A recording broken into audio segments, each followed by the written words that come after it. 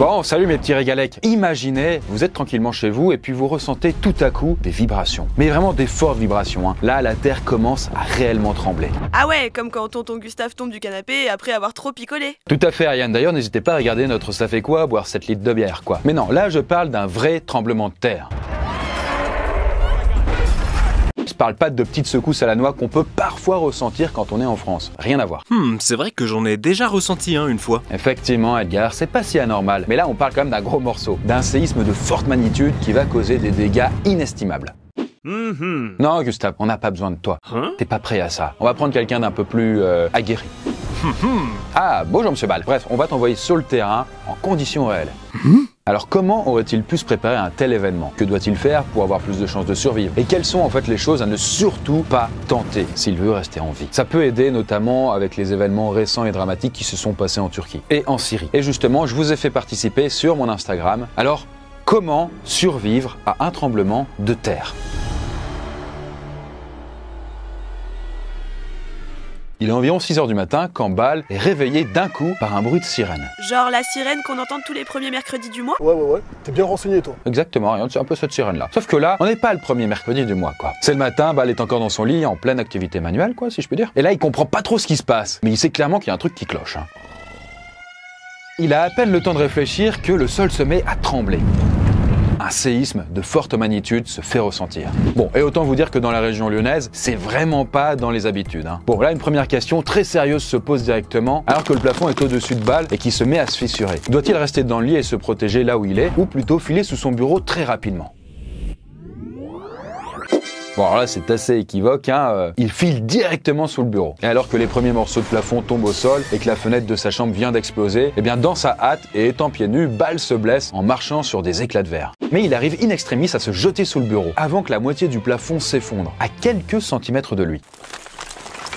Alors, si ça peut paraître très contre-intuitif, en fait, le lit aurait été un meilleur choix. Ça vous évite de sortir du lit et du coup de vous exposer au danger. Puisque au moment où vous sortez et que vous vous rendez ailleurs, il y a des gravats de tous les côtés, il y a le mur qui peut se casser la gueule, le plafond également. Après, si vraiment vous aviez pas confiance en vos coussins, bien vous auriez pu éventuellement rouler sous le lit et là, peut-être ça peut passer. Si j'ai beaucoup de chance, on trouvera peut-être une dent plantée dans le bitume, c'est tout. Bref, en tout cas, là, Ball, il est sous son bureau et les conseils, c'est de se baisser, de se protéger et de s'agripper. Donc là, s'agripper au bureau, en protégeant au maximum sa tête. En tout cas, faut quand même le dire, mais en vrai, Ball, il a eu quand même pas mal de chance. Parce que s'il quittait son lit 2 secondes plus tard, vu la force du séisme, il se serait pris plusieurs centaines de kilos de béton sur la tronche, le tuant probablement sur le coup. Et alors que tout tremble et tout est très intense dans sa tête, en réalité, il s'est pas écoulé tant de temps. À peine une petite minute entre le début des secousses et la fin du séisme. Mais c'est quoi la différence entre un tremblement de terre et un séisme? Bah, en fait, il y en a aucune.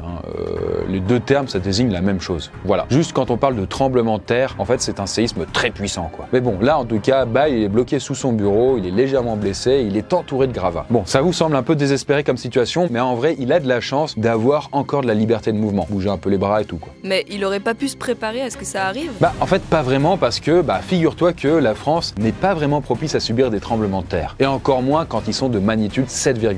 Alors, 7,9, c'est parce que du coup, c'est le même séisme qui a eu lieu en Turquie et en Syrie. Après, je le précise, ça a aucune chance d'arriver en France, on n'est pas dans une zone sismique. Et donc, de fait, son intérieur n'a pas été préparé pour ça. Par exemple, ces meubles ont tous basculé dès que ça a tremblé et du coup il n'a pas d'extincteur ni de lampe de poche. Contrairement aux zones sismiques où les meubles peuvent être attachés. D'ailleurs, grosse erreur aussi, vous voyez, il avait collé son lit à la fenêtre. Ça, faut pas faire puisque dès qu'il y a un séisme, les premiers trucs à éclater, c'est le verre. Et donc il y a des éclats de verre partout, il se blesse, c'est la cata quoi. C'est une catastrophe. Bref, il n'était pas du tout prêt à affronter cela. Et on peut le comprendre, en effet, le pire tremblement de terre en France métropolitaine remonte à 1909, à Lambesc, dans les Bouches-du-Rhône. Avec sa magnitude de 6,2, il avait à l'époque causé la mort d'une 50aine de personnes et en avait blessé plus de 250. Et dans notre scénario à nous, la plaque tectonique eurasienne est entrée en collision avec la plaque tectonique africaine.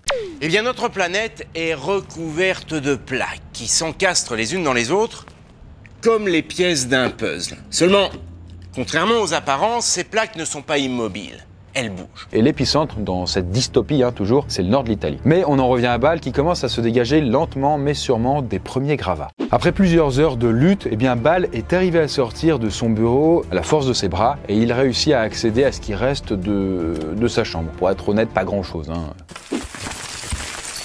Là, la lumière du jour ne passe plus, son immeuble s'étant visiblement effondré, en partie sur lui-même. Et c'est d'ailleurs un miracle qu'il soit encore en vie, Monsieur Ball. En fait, il est assoiffé, il a faim, et son objectif est de trouver une sortie quelconque, ou en tout cas, au moins, un endroit plus sûr, quoi. Et là, à défaut d'avoir des chaussures sous la main, bien, il met au moins ses pantoufles pour ne pas se blesser plus ses petites papounes, quoi. Et puis, il récupère aussi son téléphone portable qui, curieusement, n'a pas explosé. Mais en regardant, il voit qu'il n'y a plus de réseau. Il n'y a plus de Wi-Fi aussi, c'est quand même emmerdant, quoi. En tout cas, après avoir escaladé de nombreux gravats, il arrive à rejoindre son salon un peu moins impacté, quoi. Mais il remarque aussi que la moitié de son appartement ne fait plus qu'un avec, du coup, le couloir de l'immeuble. Donc voilà, les murs du couloir se sont vraiment effondrés. Et c'est alors que là, alors qu'il croit être sorti d'affaire, le sol se remet à trembler. Ah, c'est les répliques qui commencent ça. Je sors les pop-corn. Oui, Edgar, comme tu veux. En tout cas, ce sont les nouveaux tremblements de terre qui surviennent après le premier impact. Alors ça peut survenir, c'est pas toujours le cas. Et ça peut d'ailleurs se déclencher jusqu'à plusieurs jours après. Et là, Ball doit alors faire un nouveau choix vital. Là, est-ce que vous préférez qu'il se jette le plus rapidement possible sous la table massive de son salon ou qu'il sorte en urgence du bâtiment ? Très bien, pour vous, il doit plutôt sortir en urgence du bâtiment. Bon, vous ne le saviez pas, mais Ball habite au 4e étage d'un immeuble. Et donc ça risque d'être un peu délicat pour lui, clairement. Ça me paraît même impossible entre nous. C'est même carrément une mission suicide à ce niveau-là. Alors, peut-être, mais on va quand même se fier à l'instinct de la communauté. Ball court le plus vite possible en direction de la cage d'escalier alors que le sol tremble méchamment. Là, évidemment, je peux vous le dire, mais l'ascenseur est hors service. Et alors qu'il arrive au niveau du 3e étage, une violente secousse le projette contre le mur, avant que le sol ne s'écroule brutalement sous ses pieds. Attention, professeur! Eh bien, sachez que même avec beaucoup d'attention, il n'aurait rien pu faire de plus. Là, notre cher Ball vient de chuter de 3 étages et il se prend littéralement des tonnes de béton et de gravats sur la tronche. Et après, vous dites, non mais c'est salaud, il était au 4e étage, nous on savait pas. En vrai, même s'il était au rez-de-chaussée, il serait quand même mort. En fait, il ne faut sortir d'un bâtiment sous aucun prétexte lorsqu'il y a un tremblement de terre. Mais en tout cas, non, nous avons de la chance, Ball n'est pas tout à fait mort. Il s'est dit, waouh, qu'est-ce qui se passe si j'essaye de m'enfuir ? Et il a vu la fin. Il est donc dans son salon alors que le sol tremble de plus en plus. Et donc Ball se jette sous sa table. Et là, encore une fois, les secousses ne vont durer qu'une trentaine de secondes, mais qui vont sembler une éternité pour Ball. Là, le pauvre, il est prostré sous sa table et il va voir le reste de son appartement et de son investissement immobilier aussi, il faut le dire, tomber en miettes. D'ailleurs, un morceau de béton venant du plafond va traverser la table et lui heurter la tête. Notre pauvre professeur tombe alors dans les pommes suite à ce choc. Bon, un peu plus de 6 heures après être tombé dans les vapes, Ball revient progressivement à lui. Là, il a une sale blessure sur la tête, mais plus de peur que de mal, comme on dit. Personne dit ça. non, il a eu... Ça va, je suis sous les gravats, mais bon, ça va. Oh, ça va, je suis pas mort, ouais. Il regarde rapidement s'il a été touché autre part et, soulagement, ce n'est pas le cas. En fait, la table de son salon l'a merveilleusement protégé, même du bois massif, à part le petit accroc à la tête quand même. Et il arrive à bouger? Alors certes, la table l'a protégé, mais il est quand même coincé en dessous. Encore une fois, heureusement, dans son malheur, il n'est pas complètement écrasé. Il arrive à bouger une main, quoi, voilà. En tout cas, après avoir repris ses esprits, alors il n'est pas au top de sa forme, faut être honnête, mais il a assez de force pour crier à intervalles réguliers, dans l'espoir qu'on l'entende. Mais Ball doit alors faire un nouveau choix vital. Est-ce qu'il branche son téléphone portable sur ce qui reste de prise de courant pour appeler les secours, ou alors se met-il en quête de nourriture pour trouver à boire et à bouffer, quoi? Eh bien, pour vous, Ball doit partir en priorité en quête de vivre. Ok, pourquoi pas, on va voir ce qu'il en est. Bon alors déjà, c'est vrai qu'il n'a aucune idée de l'état du réseau électrique, ou de ce qui reste. Au-delà du fait que son téléphone ne pourrait pas charger, il pourrait tout simplement se faire électrocuter en le branchant à une prise. En fait, en fonction des situations, et si cela est évidemment possible, quand les dégâts sont modérés, un de vos premiers réflexes, c'est de couper le courant, mais également le gaz si possible. En tout cas, quand il reste encore quelque chose un peu de l'appart. Parce que clairement, on ne veut pas de nouvelles mauvaises surprises supplémentaires. Mais ça peut retrembler à tout moment, non? Oui, tout à fait. En fait, il pourrait y avoir encore une 3e secousse, et ça, lui, il n'en sait rien. Mais là, dans l'immédiat, il a besoin de sortir de cette prison improvisée. Mais c'est possible de prédire les séismes, non? J'ai vu ça sur Twitter. Edgar, ferme-la, quoi, s'il te plaît, quoi. En fait, l'information nous vient de docteurs en géophysique et de spécialistes des tremblements de terre. Et là, il n'existe aucune méthode scientifique qui permettrait de prédire un séisme. En tout cas, revenons là à notre pauvre professeur, qui essaye d'escalader tant bien que de mal des morceaux de béton de ci et là pour trouver peut-être de la bouffe quelque part. Et en continuant ses recherches, en fouillant dans les restes d'un placard dans son salon, là, il trouve une boîte de thon. La boîte ne semble pas percer, donc c'est plutôt sûr. Alors c'est pas grand chose, mais c'est toujours ça de prix. Par contre, ça fait quand même plus de 14 heures que le séisme a eu lieu et Bal n'a toujours pas bu une seule goutte d'eau et ça commence à devenir critique. Il commence à accuser le coup, physiquement comme psychologiquement. Et là, en vrai, depuis le début du séisme et le fait qu'il ait dormi avant, ça fait près de 20 heures qu'il n'a pas bu. Et on peut tenir combien de temps sans boire? Ce serait une bonne mission pour Gustave, ça, tiens. Bah écoutez, je vous donne la réponse. En principe, on peut tenir 3 jours. Mais ça dépend évidemment des conditions. Et là, les conditions sont vraiment pas idéales pour Bal, qui continue de crier à l'aide dès qu'il entend un bruit qui semble venir de dehors, dans le doute.